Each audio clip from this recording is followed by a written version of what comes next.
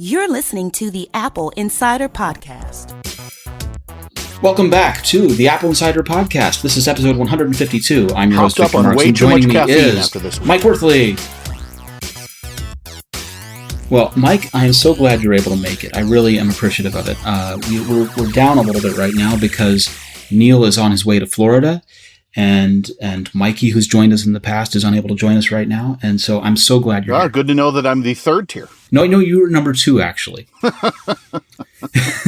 Mikey took himself out of the running long before, but no, you were number 2. Neil got on a plane, so you and I, man, that's it. Sounds good. Let's do it. Yeah. Well, later in the show, I'm going to put in an interview that we did with a fellow named Yossi Neiman. And Yossi is the founder of Dride.io, which is an iOS-connected dashboard, cloud-connected camera. It's a very cool project, and it's really cool, and I hope it makes people safer drivers. So we're going to get to that. But before we do, we're going to talk a little bit about what's happened in the last week since we last talked. There's been a lot going on. And Mike, we are doing this. Just people know. We get comments from time to time about the quality of the podcast, and I appreciate it because I try and deliver the very best edits and the very best quality that we can recording-wise. Mike and I are not in the same room. Mm-mm. No. We are currently 5,877 miles apart. Yeah, I think people get the idea that Apple Insider is this shadowy conglomerate and we all wear robes and there's a 60-watt bulb hanging from an indistinct ceiling or something like that. And the first rule is you don't talk about the cabal, right? I mean, Neil's in New York. I'm near Washington, D.C. Mikey Campbell is in Hawaii. Roger's in Texas. Malcolm is in Wales in the UK. And today you're in Israel. We are a worldwide program. We are indeed. We address everything. Knowing that, I want people to understand that if there is a delay in the audio, it's not because we're not trying. It's because we're very far apart, trying to bring the world a little bit smaller for you. Here we go. Good news is the iMac Pro has begun to ship. Yes, we've started to see shipment emails, not just of our own for our own review, but from some of our readers as well. And, when Apple begins to ship, if they have stock on hand, they ship right away pretty much. Mm-hmm. It's one of those things where you'll get something that they estimate is going to be 2 weeks away, and all of a sudden it's there 2 days later. Yeah, and that's what we're looking at here too. This doesn't look like an iPhone situation where it's shipping straight from China. This is shipping from United States addresses. And as a note, and I know that this was covered last week on the Apple Insider podcast, but these are 8 and 10 core configurations because the 14 and 18 core processors aren't even shipping from Intel yet. So we'll see those later in 2018. But I'm excited to see what real-world benchmarks looks like. I know Apple seeded a bunch of influencers with them already, like MKBHD on YouTube, and a couple of other developers and things had them, and they started to run them through their paces. But there's some interesting use cases for the machine. For instance, AVX 512 vector processing makes a triumphant return to the Mac with the Xeon processor in it, which has big implications for scientific calculations.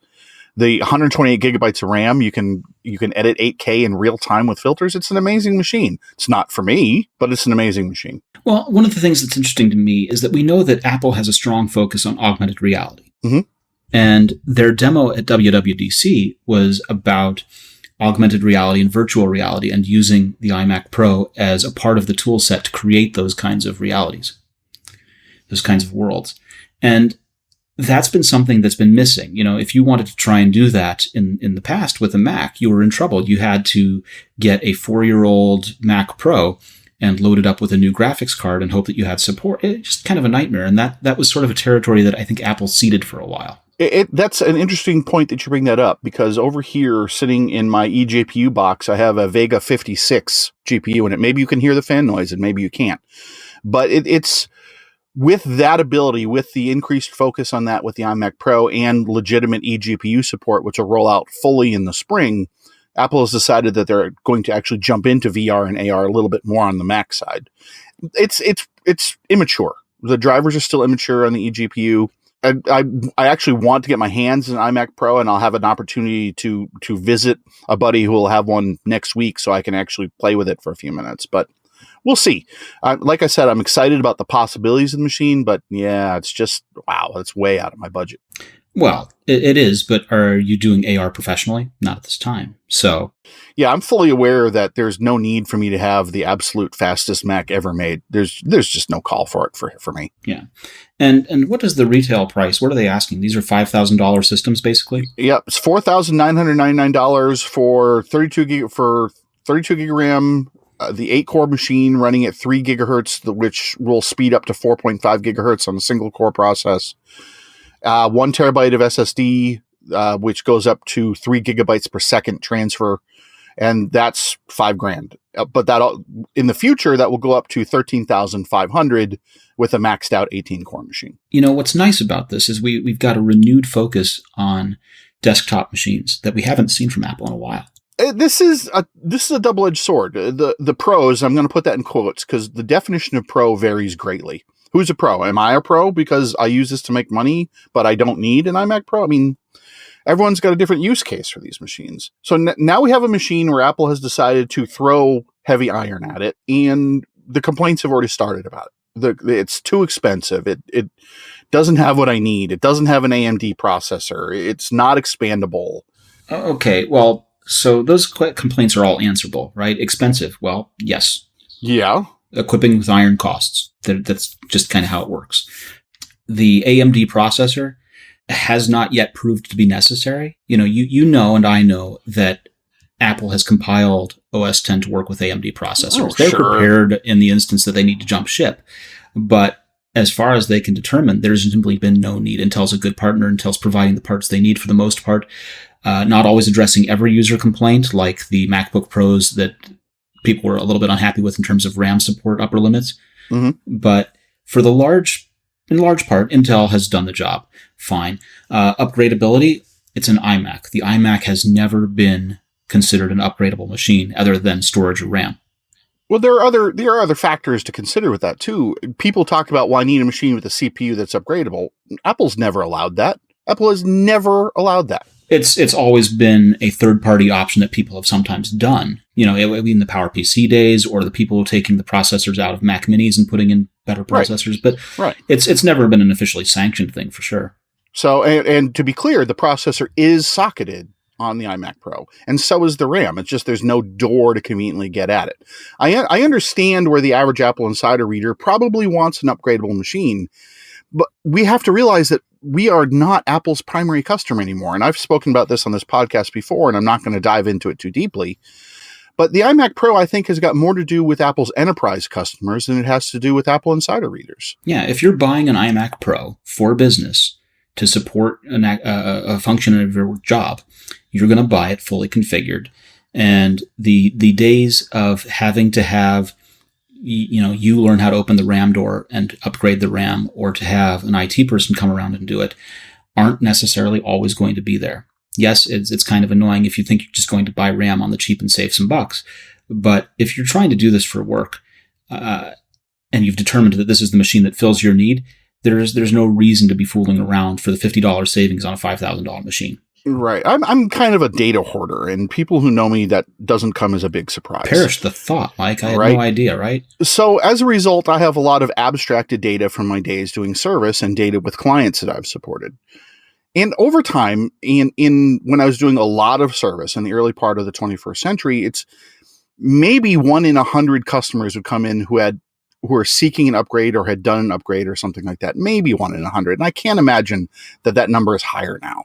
I mean, it can't be because of Apple's desire to not have you upgrade your machines. So even in the heyday of upgradable machines with slotted with socketed G4 processors and PCIe slots and RAM and a door that folds down, very, very few people were actually upgrading their machines even then. And you can say that maybe my numbers were right because people could have done their own repairs, and maybe not. So I'll you know what? I'll quadruple that number. Let's say 1 in 25. That still wasn't your bread and butter job. That's not where you made your money. Right. That's not. Upgrading is a big thing for AppleInsider readers, and I get that. I completely understand that. But we are not the majority, not by a long shot. I mean, it's how people like Other World Computing built their business off of it. Right. Right. I mean, I dig upgrading. Don't get me wrong. I'm kicking a 5.1 Mac Pro tower down here that I've done unholy things to it. But that day's over. The day is done. Like it or not, the day is done. And it's not just Apple that's doing this. It's if you look at machines across the board, there are very, very few upgradable machines actually being sold anymore. So, and that's okay. Yep, it's okay. That's all right. Well, it's got to be. We don't have a choice. It's got to be. And frankly, with the Mac Pro that Apple confirmed in the press release announcing that the iMac Pro is shipping, they still didn't say it was coming out in 2018. They said that they were working on it. When they talked about it in April, they said that it wasn't this year. Yeah, so there's that for sure doesn't mean 2017, but it also doesn't mean 2018. You know, the old rule for when something was shipping, and they would announce at a keynote, and it will be shipping by the end of the summer, and you might get it at the end of September, right? It was the very last opportunity for someone to say, well, maybe that was actually the end of summer, right? And it wasn't that it was late, it was just that it was pushed to the very last moment. And so I'm not fussed about that. We'll get them when we get them, and hopefully they'll fill someone's need at that time. We expect that they probably will. Yeah, and I think at some point we have to have a conversation about what modular Mac Pro means. Yes, we still have no good idea what that actually means. And you could say that your MacBook Pro with an eGPU, well, that's somewhat modular, isn't it? Yeah. I mean, that fits in the definition of modular. Is that what they mean? Not necessarily. I'm concerned that AppleInsider readers have this vision of Apple restoring the XMac concept. Anyone remember that? Oh, dear God. Where you have a mini tower and you have PCIe slots so you can swap in components to your heart's content. I don't think that's what we're going to get at all. So we'll see. We got something to figure out and look forward to here, don't we? Yep, we sure do. Speaking of things that we need to talk about. So for ages and ages and ages, there have been, going back to, I want to say, iOS 4. iOS 4 was a great example of this, where when you updated your iPhone felt slower. And especially with the iOS 4 transition from your iPhone 3 or 3GS, right? The iPhone 3 didn't get some of the features that iOS enabled on other devices like the iPhone 4 at that time. You know, multitasking wasn't available on an iPhone 3, even though you were running the same OS. And so people had this concept in mind that said that Apple is making my phone worse when I update the OS on it. That Apple is depriving me of features that other people get, which was true. Or that Apple is intentionally slowing down my phone. And the rest of that sentence usually reads something like, Apple is intentionally slowing down my phone in order to push me to upgrade. Yeah, well, unsurprisingly, Victor, I have thoughts about this. Well, I know that you do. I would say, I'm going to get my word in edgewise first. So then please, yeah, go ahead. The turns out, and actually I was surprised, the first half of that sentence, that Apple is intentionally slowing down my phone, we've always said that was false. For years, people have said that, and we've always said that this is not true. Apple is not intentionally slowing down your phone when you upgrade the OS. And it turns out we weren't right. We were wrong. Apple is, it comes up, hold on. Hold on. This is the problem. This is this is a story, but this is a story that I think has the potential to do a lot of damage to Apple's reputation. Because I think you're right. For years, we've said Apple is not slowing down your phones when you upgrade your OS. And it turns out that yes, they are, but not to force you to upgrade. It's not a conspiracy to make you throw out your phone and go buy a new one. That what we found is that Apple is slowing down older iPhones that have failing batteries, have aging batteries, and that this is to solve a problem that we saw with the iPhone 6, where your battery would get down to about 20% and then the phone would shut off. So now I'm going to go ahead and let you take over, Mike. I've taken up enough of your time. Go for it. You've taken up of my time. Okay. Yeah, I'll give you some time. Well, look, here's the situation. Apple is not slowing down older phones that have perfectly functioning batteries. That's the complete statement. Apple is still not and has never slowed down your phone to get you to buy a new phone. In fact, while Apple is slowing down your phone in a situation where the battery is been hammered with age or environmental conditions to prevent an undervoltage condition which can actually damage your hardware, Apple is reducing the clock speed of your phone during that time period of reduced voltage so it does not shut down on you until you plug it back in and charge it for a while. So there are two choices here. Neither of them are great, but they're physical realities that Apple has all the money in the world and there's not much they can do. You mean I have to obey the laws of physics, Mike? Isn't that terrible? It's just awful that we have to do that. Anyway. Physics. So we've got one condition where low voltage condition, okay, the phone's going to shut down, done, boom, no more phone, sorry. Go home and plug it in, and then you'll be fine in an hour. Or the other situation where, okay, you can't play Bejeweled quite as fast as you used to, but you still have the phone. Your phone still functions. Where the big flaw is here, and the issue that I have with this here, and the issue that I'm really upset with Apple about on this, is disclosure about this. With the 10.2.1 upgrade, that's when all this battery clocking came in. And Apple said that they fixed the unexpected shutdown problem. They didn't talk about when. They didn't talk about how. They didn't talk about possibilities. They didn't talk about how you could fix the problem if you experience this slowdown all the time. They didn't acknowledge that there's a slowdown at all. They just said they fixed the problem. Yeah, there was never any acknowledgement that there was slowing anything down. They simply said that there was a problem where phones that had older batteries would shut down at 20% or 30%. And if you saw that, you could go bring it into the Apple Store. And then they issued 10.2.1 and said that they've solved this issue. Yeah, and that's great, and it's fantastic they issued the patch, because other vendors are like, yeah, your phone's shutting down, tough crap. Right. Unexpectedly shutting down is not a great experience. I agree. So what you'd wished for here was some acknowledgement of a few things, right? Let me guess. And you tell me if I guessed it right. Yep, go ahead. So first, you would have liked acknowledgement that they were actually slowing down the processor. Yep. You would have liked them to explain that it was related to battery. Yep. And I'm guessing you would have also liked some notification that there was an issue with the battery, probably somewhere in I don't know, notification center, as opposed to necessarily burying it in settings battery. I think it needed to be a full-on modal stop what you're doing. We've detected a problem with your battery, and here's what we've done. Click here for more information, and it will take you to an Apple support page explaining the situation in more detail. Now, I'm not talking molar calculations about cathodes and anodes and chemical depletion and filament formation or any of that crap. Well, you can. One of the things that happens is when you take your phone into Apple and you say to the genius, I think my battery's getting old, they can plug in and get diagnostic logs of what your battery charge cycle looks like. And they can say, right, your battery's simply not holding as much charge as it did when it was new. And here's what the drop-off looks like. And they'll never really show you this chart. They'll kind of turn it away and shield your eyes from it. But I've seen it. It exists. And they know that when your battery's gone through a certain number of cycles, which is full charge to depleted, full charge to depleted, that it has an aging effect on the battery. Over time, batteries don't hold as much energy. So when it reaches that point, and the Mac does this too, the Mac will say service battery soon or battery needs service, right? It'll tell you that you have an issue. Well, the Mac is way more transparent about this because it's up on your menu bar. Yeah. So, there are some people that would have liked to have a toggle option that said, no, don't do this. I'd prefer to have the unexpected shutdowns. Let me have full power. Yeah, no. That's the undervoltage condition can actually damage iPhone hardware. So that's not that in no way is that acceptable. That's a great wish list idea that's not reality. The other thing is, like you say, a modal interaction that says, before you go forward, here's what's happened. We've detected this problem. Your battery is this old with this many cycles on it. It's just not going to work well. Go and change your battery, service your battery, or expect that you're going to have a slower phone to accommodate it. Yeah, I mean, some of this is on the Genius Bar, too. The Genius Bar very much operates on scripts. Apple Service has always operated on scripts. Back in the day, you would have a problem flowchart where you would say, okay, you've got this problem, replace this part, then replace this part, and replace this part, and replace this part, until you figure out the problem is.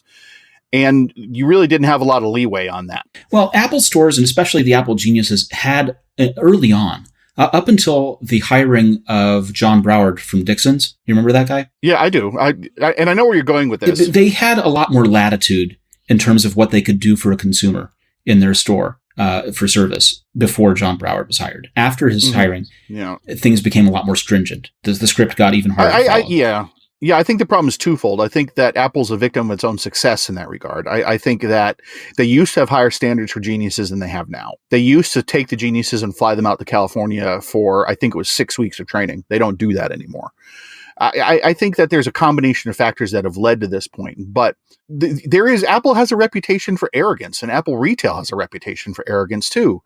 And when you come into the Genius Bar and say, look, this is my problem, I think I've got a problem with this. And I understand where they have to run through everything that they have to run through in accordance with their script, but they don't pay a whole lot of attention to users. Well, and part of the problem is also that when you're the customer facing them in the Genius Bar, Mike, they have a real problem because you know stuff. You have knowledge. They used to scurry. And When Tyson's was one of the 4 Apple stores and I had something really recalcitrant that I had to bring in and get fixed, they would literally scurry. Yeah, because no one wants to deal with Mike Worthley, who's got a problem that can't solve on his own, because he knows stuff about what's actually wrong with it. If it's, someone who doesn't have that knowledge going in front of them, they can go ahead and run their script and they'll figure it out and it'll be fine.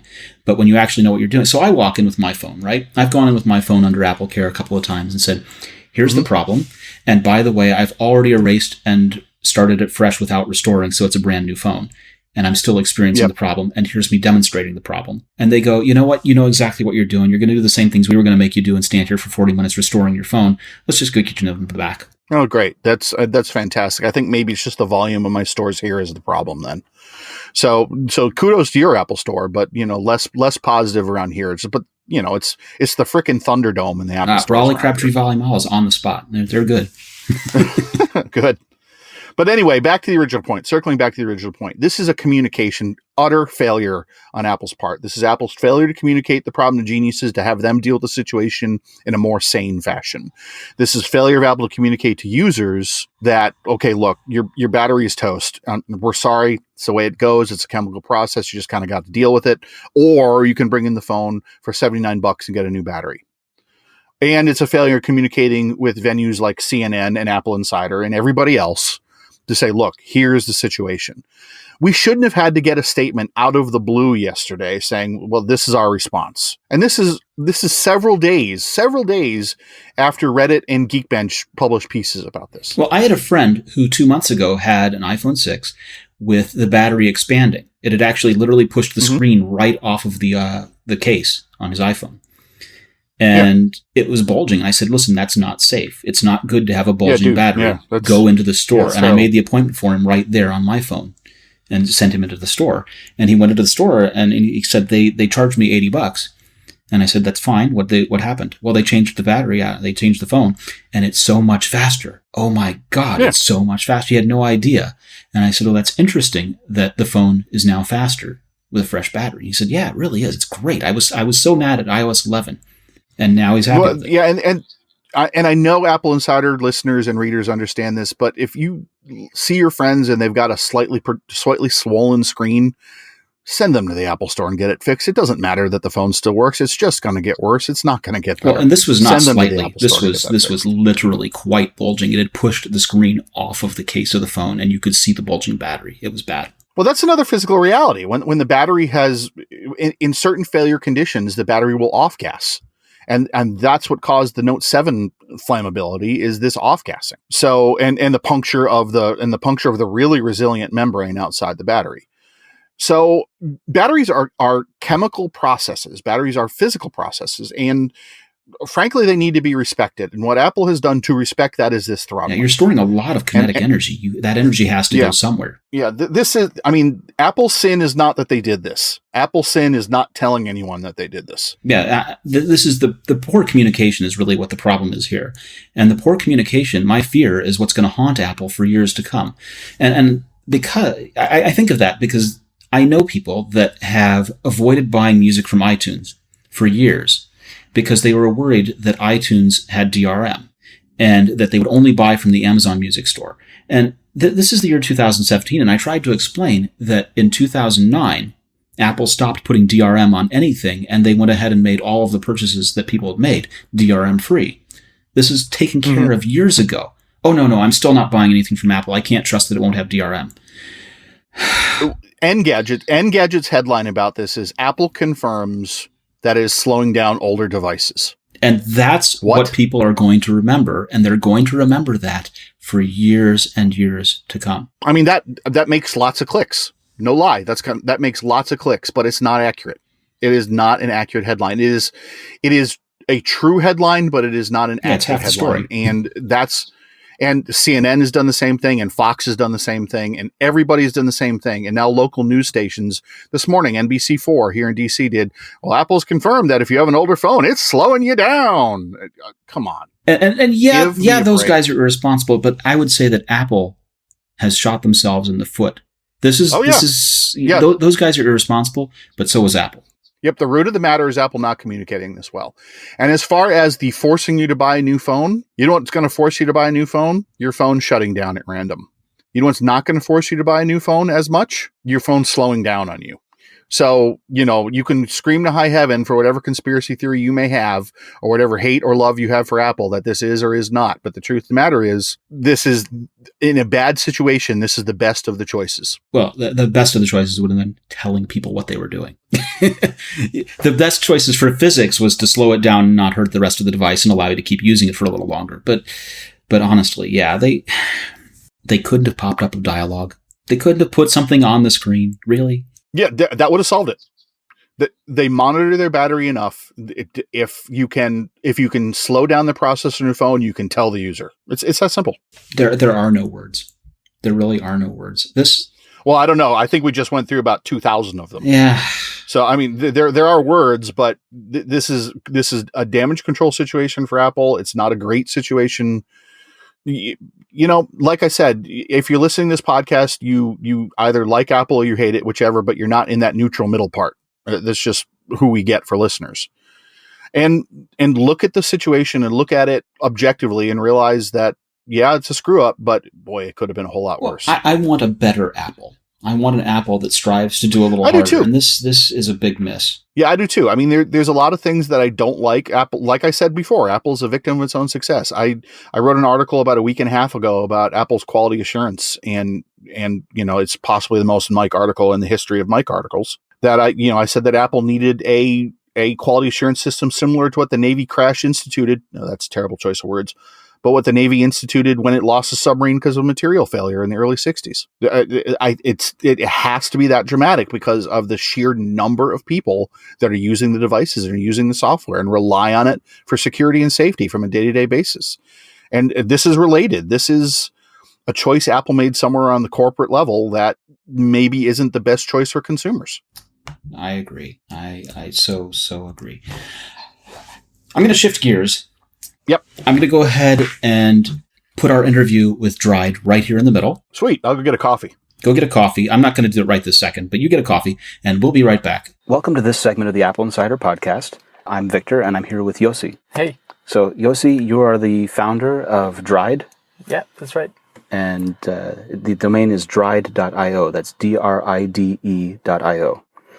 Now, I started speaking with you a year ago about a dashboard camera project that you were working on. And at that time, I was doing crazy things like taking a Raspberry Pi and putting a camera on it and then running your app on the iPhone. So why don't you tell me a little bit about what's changed since then? Sure. So we started 2 years ago. Dride as a company started 2 years ago with the bigger vision of shedding lights on road events.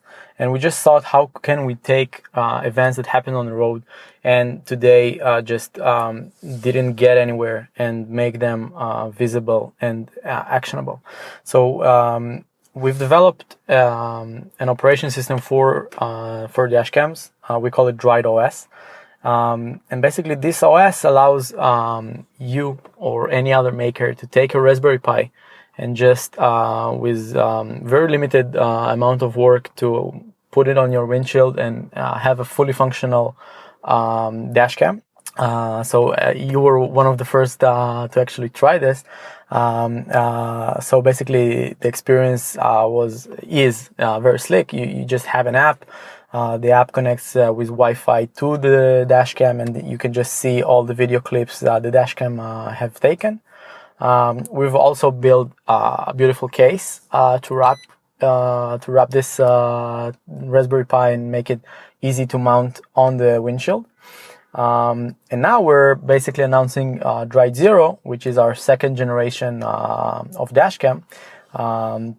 So basically, this takes all of the good things we learned from the first generation and basically make it way smaller. So this is what we call it Dride Zero. Obviously, it's based on the Raspberry Pi Zero.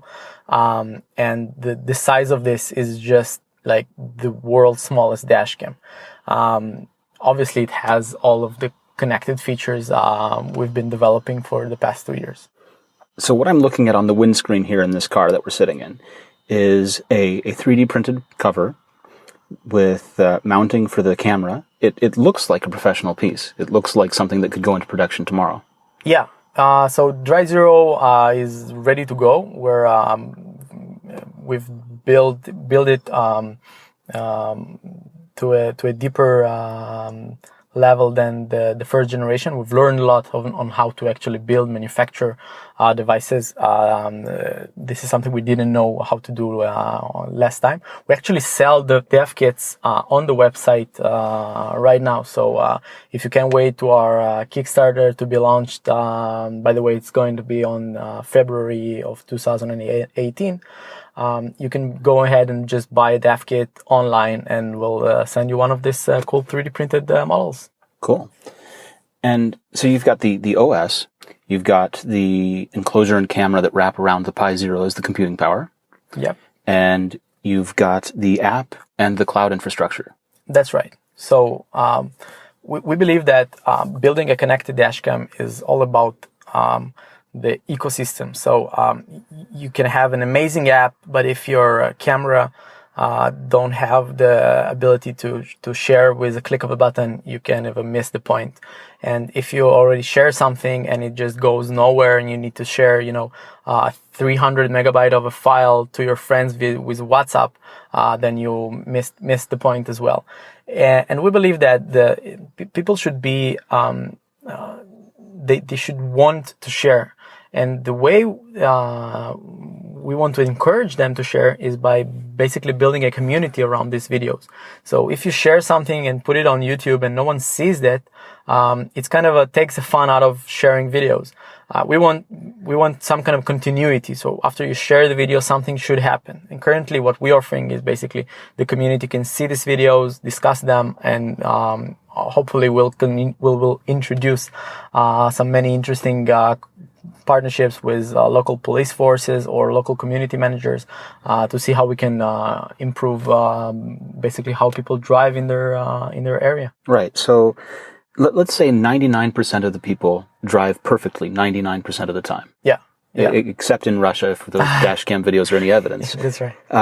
So this is just to when you're talking about forwarding videos onto police or making them available to insurance companies, it's for that 1% of 1% of the time that someone behaves badly, kind of thing? Sure. Yeah, I think I strongly believe, and the data shows it, that most of the drivers, like the vast majority of drivers, are good drivers. And they don't necessarily know what to do with bad drivers. And obviously police force can arrest, or just we as a society don't have the tools to stop this kind of behaviors for this 1% who drives recklessly. And I believe that the only way we can do it is by just leveraging the enormous technology jump that we had in recent years. To build something like this 5-10 years ago, it was just unrealistic.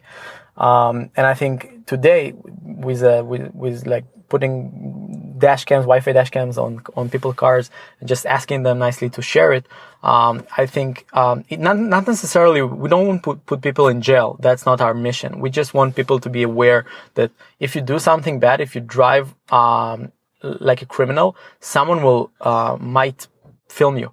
So I want to tell you a quick story about an experiment that was conducted in Israel. The police took a road called the Bloody Road that has 60 casualties per month, fatalities per month, and they put a police car every mile along this route for a week, and the number of fatalities has dropped in 60%. So, like, you need to understand that's actually life being saved. That's not no gimmick and no PR stunt. People actually got to be with their family that evening instead of being dead. So we know that if we put a police car in every corner, we will stop this kind of a behavior, but we just can't do this. And hopefully with Dride, this vision becomes a reality.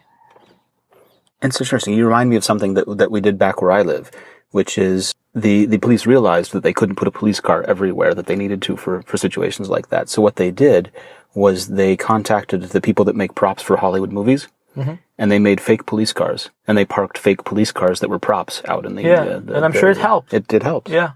for example, you can see tricks like that. People just the government puts lights, green, blue and red, just to scare you off, and people immediately take their. Everyone hits the brakes. Yeah. Yeah. So, by the way, that the first generation of Dride was white. So what we thought is by putting it white, people will see it in the rear view mirror and know, okay, this guy in the back has a Dride, I'll drive better. Which didn't work out, but basically I think the notion that someone might film you and upload it to a place that will eventually, you don't want it to get there, will do the trick. So how do people get a Dride? And there are a lot of people working on different things in the car. And where does Dride fit within the car, within all of these other things working within the car? Yeah. So basically we've built Dride as an open source project. So our goal is not only to sell Dride with our software, but to make other manufacturers implement our software in their dash cams. And by doing that, basically we're opening a door for developers to integrate with Dride OS regarding of what hardware the dash cam is running on. So basically, for example, if you have a kind of a reverse monitor, it can just get integrated into Dride OS, and then basically just improve the quality of the product, or any other kind of car gadget that currently will fail as a standalone product, but if it will be able to connect to something with more processing power, some kind of centralized interface for use. I think this will be a game changer in the car. How is Dride different? Yeah, so basically you have a lot of dash cams today on the market. Some looks better, some worse, some cheap, some expensive. But I think the way we need to see Dride is basically a connected dash cam. And to be a truly connected dash cam, we believe that the essence here is how do you take the video that the camera taken and share it with your friends. So basically this is what we believe a connected dashcam should do. And the dashcams in today's market, other than being some have apps that you can just log into the dashcam and see the videos, but they weren't designed specifically to share. They just want to sell you a dashcam, give you an easy way to access it, and that's it. If you think about why most of the dashcams has screens, it's because they just want to give you an UI to deal with it, to change the settings and all of other options to see videos. If you think about it, you don't need screen in your dashcam. It's just completely useless. But they do it because you need to change the settings. You need to do it. And it's a very weird and bizarre way to build a product, but that's reality. Other than that, we think that a dash cam should be seamless, and this is how we've developed Dride Zero. We basically try to design it and make it look invisible. And I think if you just compare it with other dash cams on the market today, you'll see a big and substantial difference on basically you get something like a GoPro on these cameras, and on the contrary, in Dride Zero, you just have a super small package, and all you see is the button that you're supposed to press. So basically, smaller and connected. That's the two main features. Okay, what happens when the worst happens? What is the process when someone hits your car? Yeah. So I think maybe we can even take a step back. You just imagine you're driving with your family, your kids are on the back, and suddenly someone just cuts you on the road, almost kill everyone, and you know until today the only technology you could use is just to honk, maybe curse, maybe not, because your kids are at the back, but you didn't really have anything to do. But imagine a world that you do have a Dride installed. All you need to do is just reach out, press the button. When you press the button, a lot of things happen. Basically, the device notifies your phone that an event has occurred. The camera saves the date that the event has occurred and transfer the video of this event to your mobile phone. So you can choose either you want to share it immediately to the Dride cloud and then share it with the community, share it with your friends later on, whatever you want. Or you can just wait and upload it when you're at home on Wi-Fi. So basically you have the control. The most important thing is the video is never lost. So the second you press on the button, the video is there. It will not get deleted. It's transferred to your phone when it can. And basically you have the power and control of who sees this video, when it gets uploaded, what's metadata you want to include. You want to include GPS, you don't want to include GPS. Another cool feature is you can just post it as anonymous. So for example, if you want to upload a video of a bad driver and you don't want him to, I don't know, come to your house, see you, or you just don't want to feel bad about it, you can just toggle the anonymous switch and just no one will ever know it was you. And this is, by the way, a feature we believe that a lot of people will use, because people are okay with the idea of sharing reckless drivers. It will be just best if it weren't them who share it. So Yeah, so the idea of making it anonymous will increase the amount of people who are willing to share. Right. And I think eventually people will lose it. Like, if you think like the internet back in the days where people were using aliases and basically usernames, and no one will use their real face or real picture, and eventually Facebook came and all those social media platforms, and you use your name today online wherever you go. And I think this is what happened with Dride. First, people will be afraid when eventually they'll see that their videos gets popular, and people are discussing of some kind of I don't want to be too big and just say that we will change the way people drive in the world. I certainly hope so, but I think it's a process.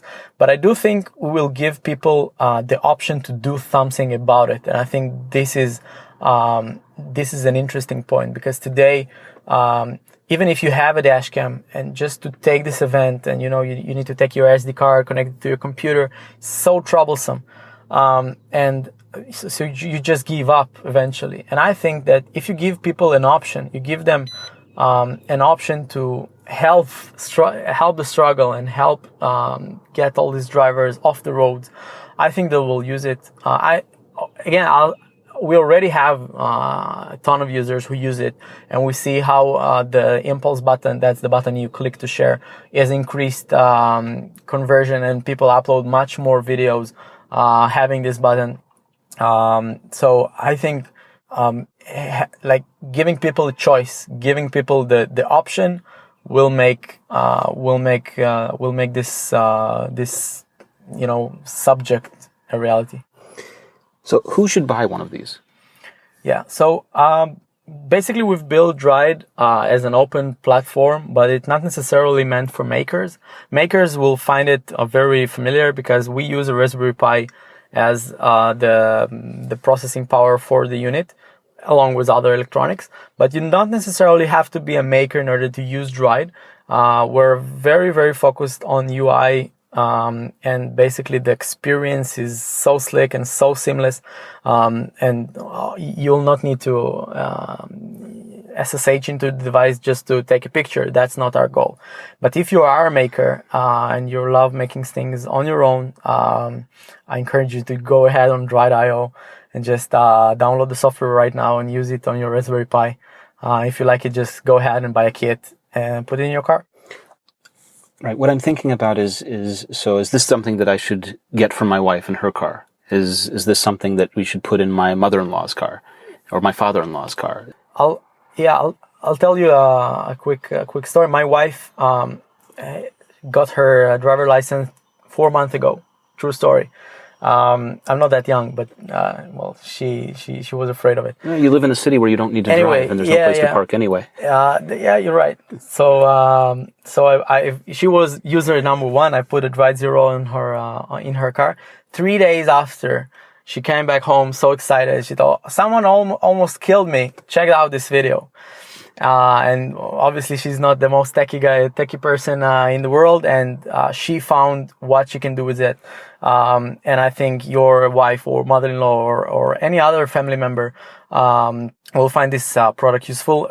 First and foremost, even without the impulse button, I think a dash cam is a necessary thing to have. I mean, in Russia, it's like 100% of people have dash cams for other reasons. In the States, it's less popular. And I think that's about to change. And that has to change because even though insurance is great and you don't have a corrupt policeman to protect you from, I think this is just a protection you need to prove when you're not at fault. And this is something most Americans don't have today. And I hope they will have in the future. So anyone should have Dride, no matter if you're techie or not techie, no matter if you use the impulse button or not. And my advice to you is buy two, because Dride will work both on the windshield and on the rear windshield as well. So they will just sync together, and you will just get a more complete view of the road and of the accident. Fantastic. Well, thank you. So our listeners should go to dride.io. Yeah. If you're interested in buying a kit, you can go to Dride.io. You have a store button there, link, and just you can order online right now. If you're wanting to wait and to the final product, we're launching a Kickstarter on February 18. So just go to our website, subscribe to our mailing list. We will let you know when we're out. And for the makers, we're encourage you to go to dride.io/docs and just download the Dride OS and use it with your Raspberry Pi today. Fantastic. Thank you so much, Yossi. I really appreciate it. Thank you for having me. So this is something that's interesting, and it's interesting because this is something we've seen happen again and again throughout the history of desktop operating systems a little bit. And we've seen it with the ideas. So first of all, I want to go back in history, and I want to cite BOS. BOS was a thing that was around in 96, 97, 98, 99 kind of time frame. And BOS got purchased by Palm, essentially, by 3Com. And then 3Com sold off the software assets to a company called Access. And there was, for a time, a mobile OS, a mobile phone OS, powered by BOS, that would have given us complete, full multitasking, independent multitasking, independent processing, the whole thing, in a phone, touchscreen, about 2.5, 3 years before iPhone existed. And it was brilliant. And it got killed by Access. But the idea was that you had a desktop operating system and a mobile operating system based off the same core that could run some of the same applications. And we almost got it. It almost existed. Yep. And then we had Windows 8, Windows 10. And Windows 8 and Windows 10 allowed people to compile applications and just as a checkbox make it for the desktop and for mobile at the same time. And now we have, rumored, Apple's Project Marzipan. And Marzipan, if that code name's at all correct, is a way to allow iOS apps to run on the Mac. It is. That is an accurate statement. But I think that the original source of the story, Mark Gurman on Bloomberg, I think he is misinterpreting the intent of the project. I think that Apple's got macOS and iOS ready to go on toasters. I think that they've got compilations for every possible microarchitecture that they could get their hands on. And this is an architectural thing. And Apple has started doing this kind of thing and migrating to a common code base. And they started doing it with Xcode. I mean, do you think that Apple, out of the benevolence of their heart, told developers to start using Xcode about a decade ago? Or you just recently said, encouraging Swift? Or encouraging Swift? I mean, this is a convergence to a common code base. And they have always said that iOS is a branch of at the time, Mac OS 10. Now it's Mac OS, but whatever. A branding and repetition in branding is a story for another day. Right. So Gurman's proposition here is that Apple is going to do this to blur the lines between them and increase software offerings on Mac. I don't think that's it at all. And we take issue with that as the purpose. That's not the purpose. I don't think that's it at all. So what I think this is a common code base. I think this is to say, look at our new MacBook with the A whatever series processor. Congratulations, it's Mac OS. You can run all your old apps. I don't think this has anything to do with building up the Mac OS App Store, which is, admittedly kind of sad. I think this has everything to do with Apple's future in 2 or 3 or 4 years. Well, we've always talked about how the future of computing, as Apple has seen it and as they've talked about it, has been that the iPad is the computer, that the iPhone is the computer, that you use a Mac when you need to do something heavy duty. And, in every kind of screenshot that they use in the retail stores, for example, they always use full screen, just like you'd see if you were on an iPad. And so this is, again, more blurring the lines and more making things more similar across the lines than different. Yeah, I mean, there was a lot to do. A lot was made of the A11 Bionic processors benchmarks when they came out. How they're nearly as fast as a MacBook Pro or faster than a MacBook Pro, but benchmarks never ever tell the whole story. The A series processor, the architecture isn't really designed to take 2 A11 processors and have them operate in tandem. So, as far as a multi-core beast like the iMac Pro or even the 15-inch MacBook Pro. Well, they are multi-core beasts inside the A11, well, right? by They themselves, got the 6 and the 2 going on there. Yeah, by themselves, but they won't really coordinate because of the architecture. They won't really coordinate with another A11 in the same hardware. Right. So, yeah, while I agree with your assessment that they are multi-core beasts by themselves, they're not going to be multiple processors scattered all over a machine, at least with the current architecture. That may change, but with the current architecture, that's not really that possible. So I agree. People need trucks. I like having a truck, but other people don't need trucks. Like the iPad gave the internet back to the senior citizens in my family, as opposed to sitting at their Packard Bell that they had in 90 whatever. Yeah. Their Gateway 2000. This is an existing move. If the report is accurate, and I have no reason to believe that it's not, given that Apple has always had things going on other processors. This is a move toward the future of a converged future where your software is interchangeable on a certain platform that Apple deems it so. Yeah. I don't think this is going to mean that a Mac software with the flip of a switch will work on iOS. And I don't think this is going to mean that iOS software with the flip of a switch is going to work on Mac OS. And like I said, I don't think this has anything to do with the renovation of the Mac App Store. This is the future. This is a bridge to the future. See, I kind of thought about it like this. If people use storyboards in Xcode, then they can make things that work for iPhone and iPad. And if you make another storyboard, you can work for Mac OS potentially. Right. It's just a matter of making your app compatible across all the different deliverable platforms. Oh yeah, I'm not saying that that's not possible with this, because if the reports are accurate, it clearly is. It's just not the end game. It's not the whole story. No. I keep looking at development on iPad and thinking about what that's like. We have Swift Playgrounds. What's it take to get to an Xcode on iPad? What's it take to be able to, compile applications directly on an iOS device and then distribute them to the store? And it takes Apple's willingness. Right, but I don't think that future is that far away. It could be tomorrow if Apple wanted it to be, I think. I just don't think right now Apple wants that future today. People say that Apple, they don't plan well, but I don't think that's the case at all. I think that Apple has a 10-year plan. And I think that of the beats that they've wanted to hit for the last 15 years, I think they've hit them all. Mm-hmm. The various hardware platforms begat other hardware platforms, which begat software platforms, which begat services. And that's where we're at right now. But there always has to be something in the future, and Apple can't wait on Intel. Intel hasn't hit their milestones, not by a long shot. And the notion that an A series processor like the A11 Bionic could be used in a 12-inch MacBook seems entirely possible. Sure, I think that the user base will revolt if they can't use their Mac software on a Mac branded machine. And I don't think the iPad heavy users will be that excited about an iPad with a mandatory attached keyboard. Okay, but hold up, because I want to explore this for 10 seconds. Sure, go ahead. The elderly folks in your family have moved away from the need for a keyboard and have gone iPad only as their computer. Yep. The kids in my family, one of them has access to a MacBook and uses it for a couple of things that work better in the browser than they do on the iPad.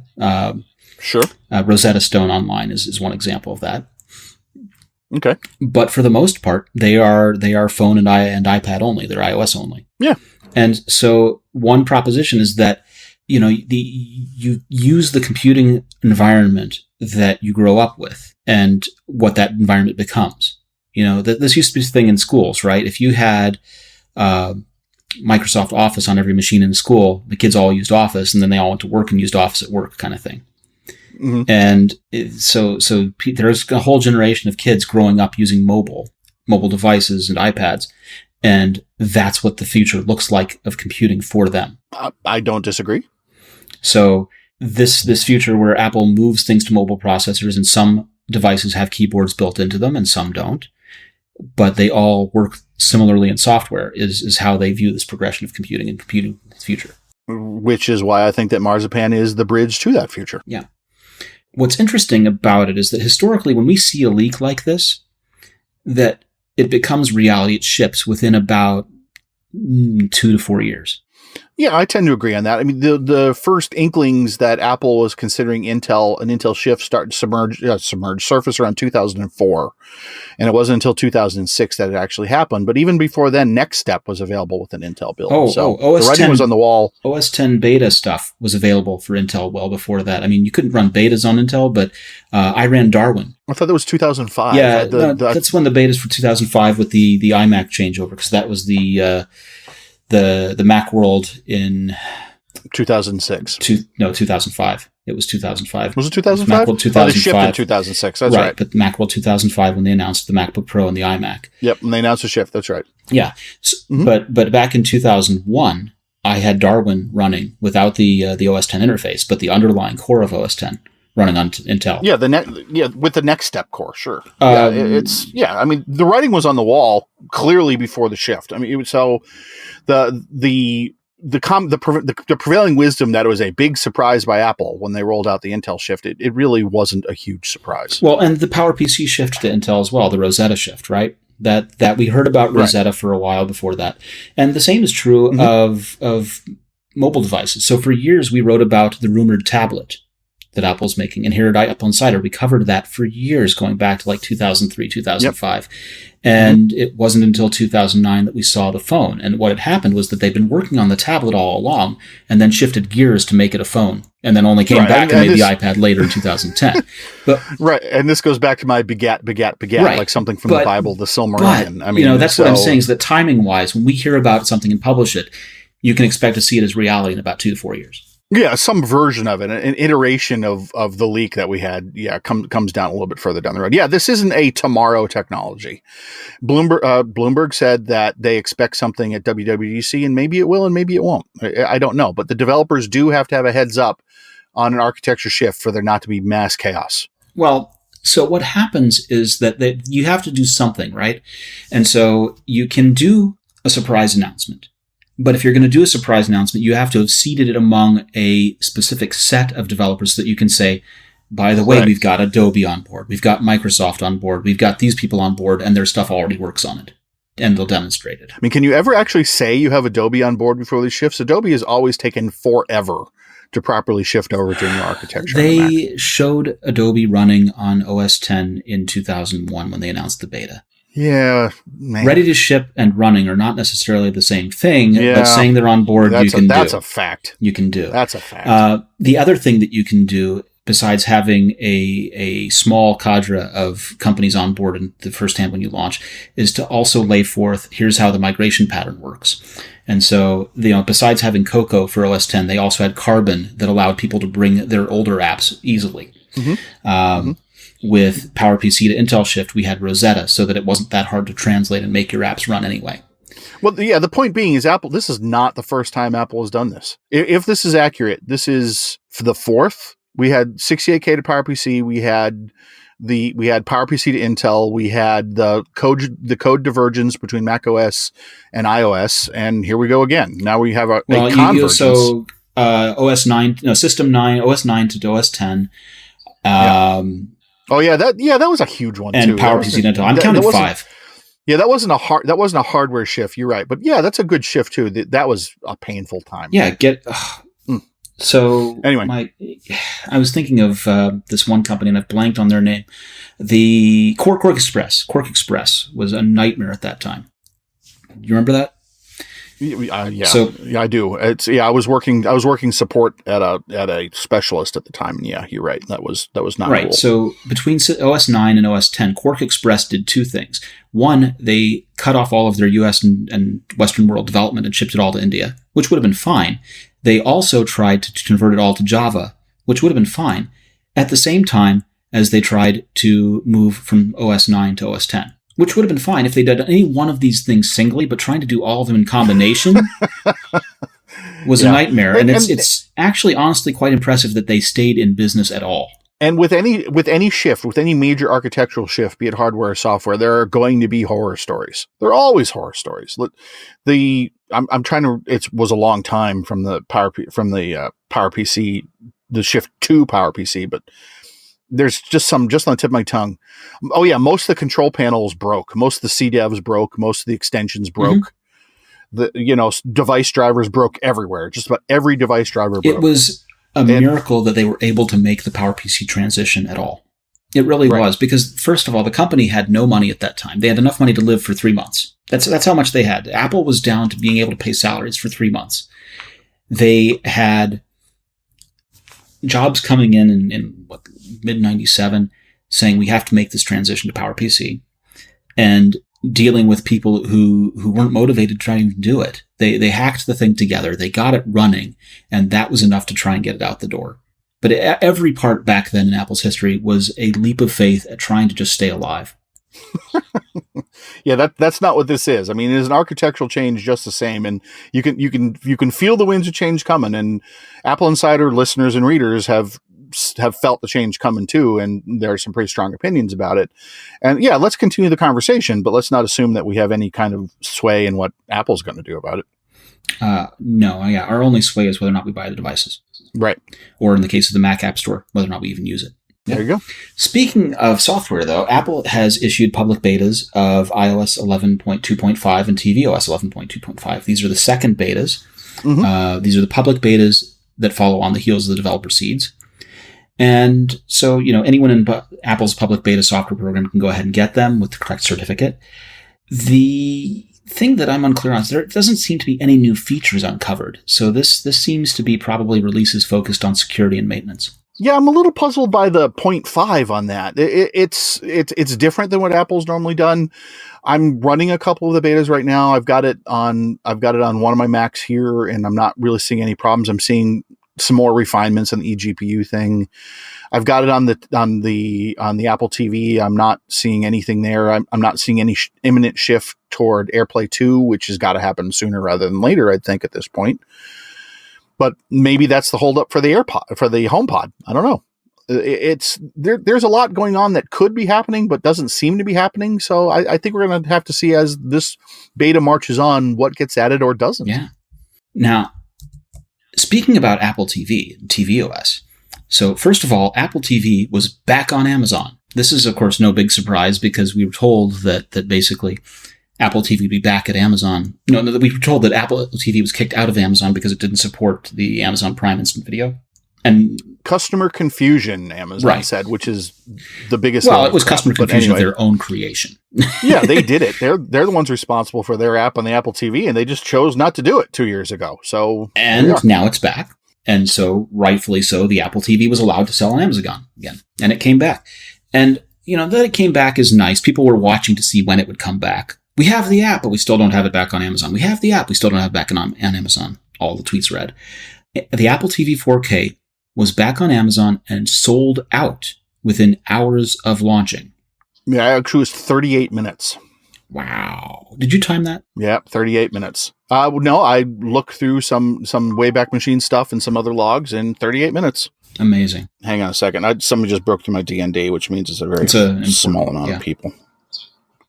Give me just 1 second. Okay, we're good. I can put it off for a few minutes.